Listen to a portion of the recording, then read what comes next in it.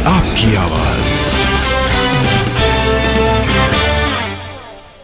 तमिलनाडु के नागापट्टिनम से श्रीलंका के लिए नौका सेवा की शुरुआत केंद्रीय मंत्री सर्बानंद सोनोवाल ने दिखाई हरी झंडी। भारत श्रीलंका के बीच नौका सेवा की शुरुआत पर बोले पीएम मोदी, दोनों देशों के बीच व्यापार को मिलेगा बढ़ावा। पीएम ने कहा, भारत श्रीलंका के बीच राजनयिक और आर्थिक संबंधों में नए अध्याय की शुरुआत, संबंध मजबूत करने में ये मील का पत्थर। इजरायल के जंग के मैदान से भारतीयों का दूसरा जत्था दिल्ली एयरपोर्ट पहुंचा। ऑपरेशन अजय के तहत स्पेशल फ्लाइट में आज सुरक्षित पहुंचे 235 हिंदुस्तानी। विदेश राज्य मंत्री राजकुमार रंजन सिंह ने यात्रियों को किया रिसीव, बोले जारी रहेगा ऑपरेशन अजय। इजरायल में करीब 18,000 भारतीय मौजूद।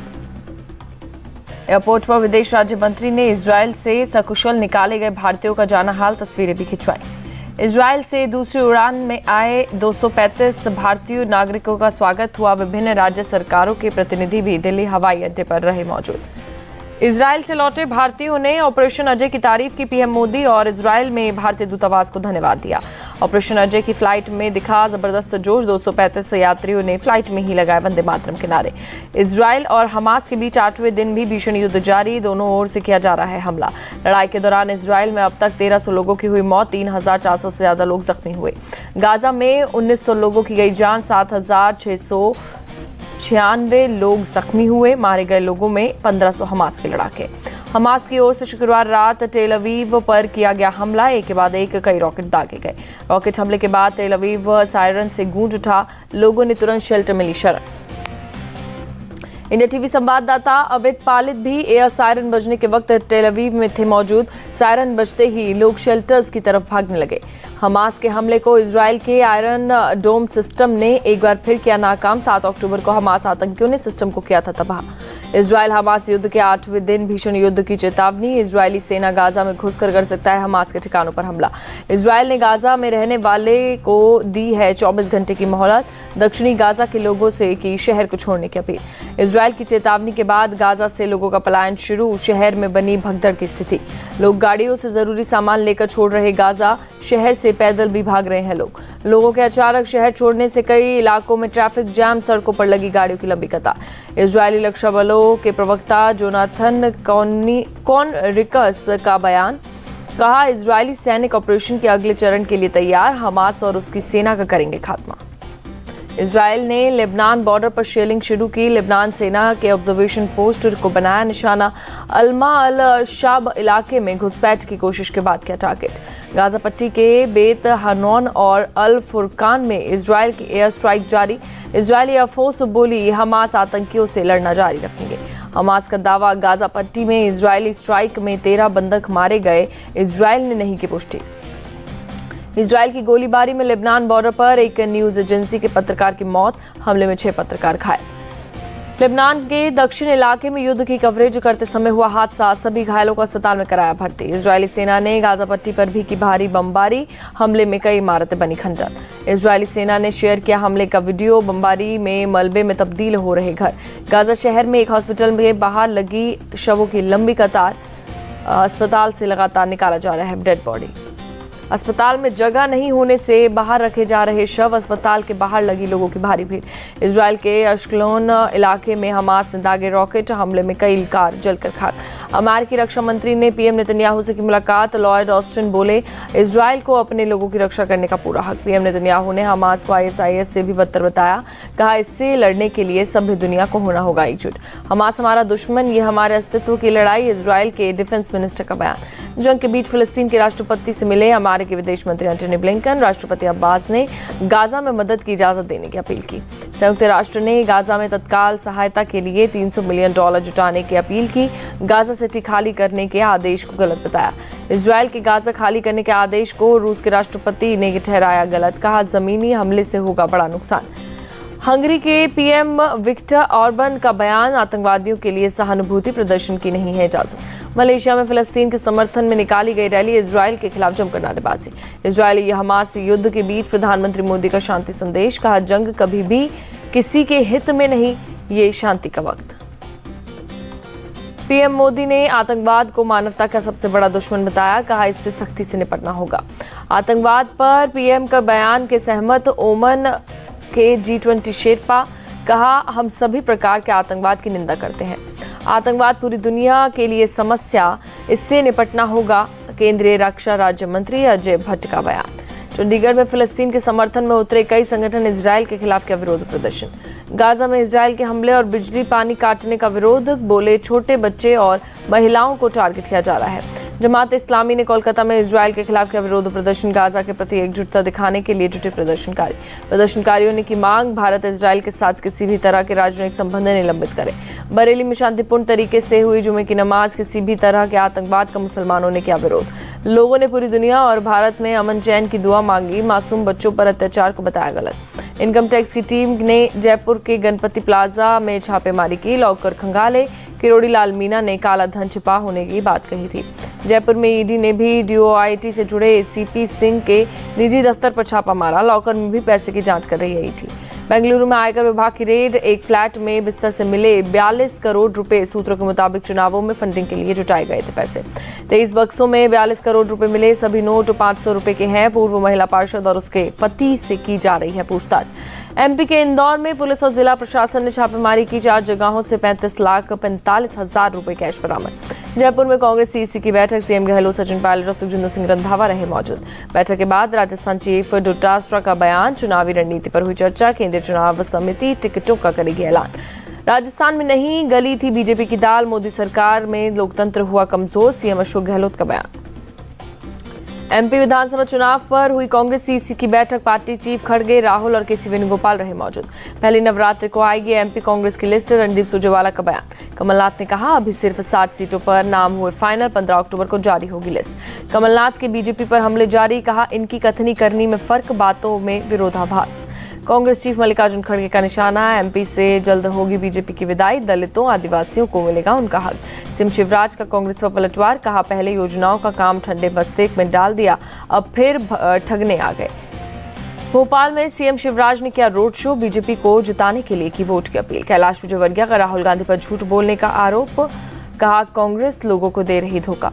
केंद्रीय मंत्री अनुराग ठाकुर ने कहा पार्टी के लिए हर विधानसभा और लोकसभा चुनाव महत्वपूर्ण, पूरी ताकत से लड़ती है बीजेपी। कांग्रेस नेता सोनिया गांधी और प्रियंका गांधी पहुंची चेन्नई, सीएम स्टालिन और डीएम के नेताओं ने की अगवानी। आज चेन्नई में आयोजित महिला अधिकार सम्मेलन को संबोधित करेंगी सोनिया और प्रियंका गांधी, डीएमके ने किया सम्मेलन का आयोजन।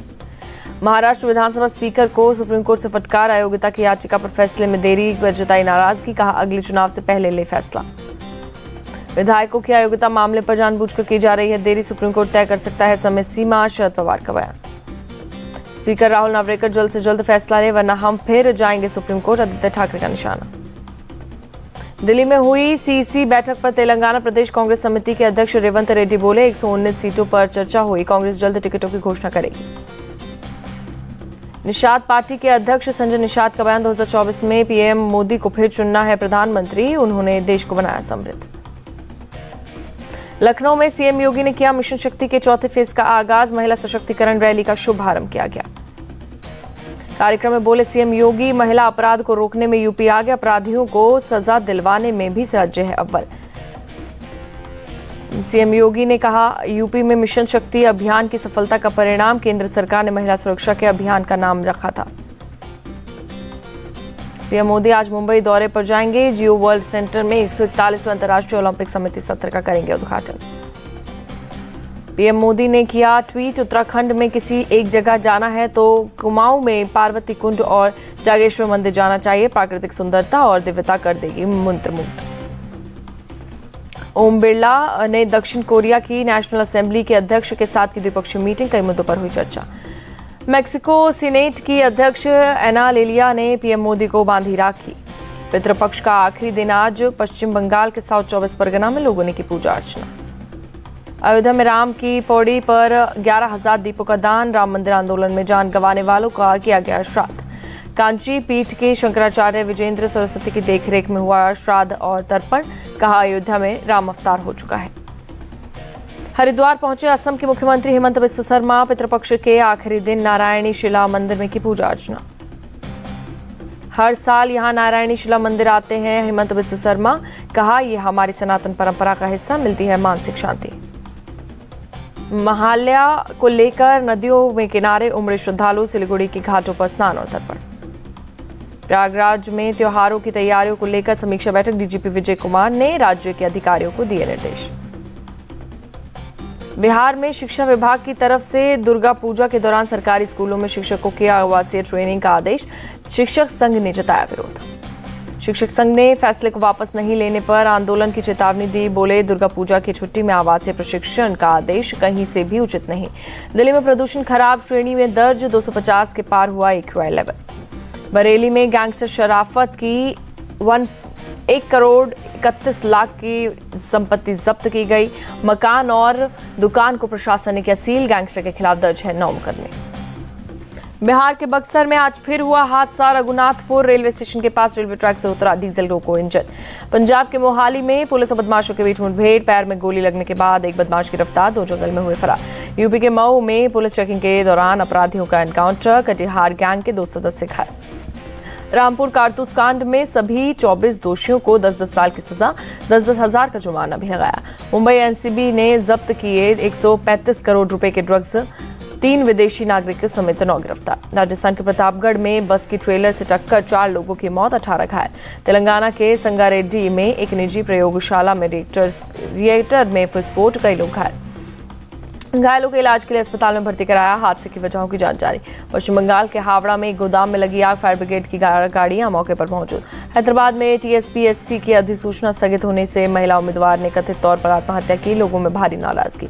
बीती रात लोगों ने किया प्रदर्शन, सड़क जाम कर इंसाफ की मांग। केरल के कन्नूर में बस और ऑटो रिक्शा की टक्कर, हादसे के बाद ऑटो रिक्शा में लगी आग लगने के बाद मौके पर मची अफरा तफरी, दमकल की गाड़ियों ने पाया आग पर काबू।